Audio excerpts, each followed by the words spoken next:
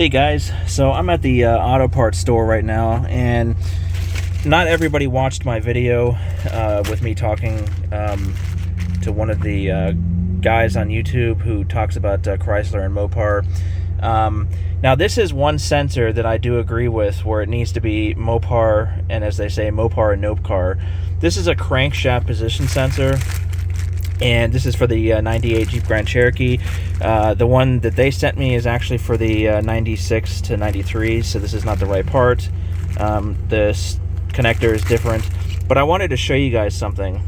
So this part is made in Mexico, and it was made in 2023. So most Mopar stuff is made in Mexico, or it should be anyway. I think some are made in China now. But this part, what it does is it goes into the back of your transmission, and the flex plate or the flywheel, whichever, there's teeth on it. There's like 1,000 teeth on that big plate. And what happens is this sits literally almost right on top of it, and the magnet, as you can see, that it's a really strong magnet. The magnet on that thing, see how strong that magnet is? I can barely even pull that away. What that magnet does is it counts the teeth, and it sends the signal to the computer and the distributor, and that's what runs your engine. With a bad crankshaft position sensor, or one that's failing, the engine just won't run. It'll buck, it'll cause all kinds of check engine lights, all kinds of issues, electrical problems. Now, the problem with these aftermarket parts from Duralast and CarQuest and NTK as well, is the magnet is so pathetic on these things that this little screw right here, it doesn't stick to them. Now, I wish I could show you. I should have recorded this when I was in the store. I'm in AutoZone right now. But when you hold this screw up to it, it'll stick slightly, but then as soon as you shake the sensor, the screw falls off. This one, I mean, look how much force I have to give. It literally will pull the sensor up in the air. Do you see that? I have to like really shake it just for it to come off. So this is where Mopar or Nopar will come into play.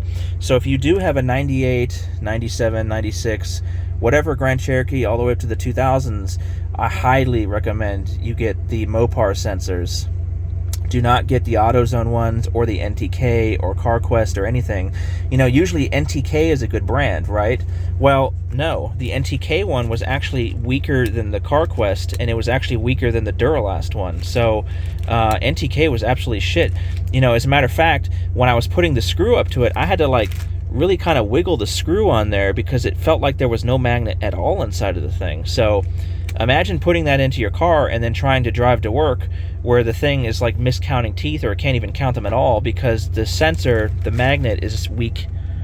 So this is one thing, while I will agree with, is you want to get Mopar parts if you have to. Now, if Mopar did not make these sensors anymore for these older Jeep Grand Cherokees and stuff, then a lot of us would be screwed, because we have to use those cheap-ass sensors, which means those cars wouldn't run at all anymore. So, to tell you the truth, before I mail this one back in, I have until next month on the 10th, I think, to mail this back in.